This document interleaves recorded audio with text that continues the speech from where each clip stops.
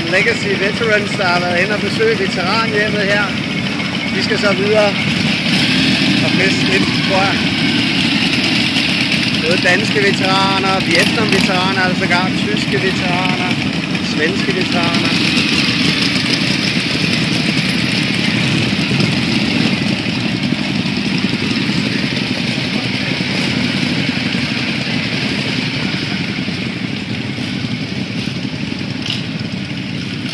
Det er så deres sergeant, der varmest og styrer slagets gang. De skal køre i en bestemt rækkefølge, har jeg ladet mig fortælle.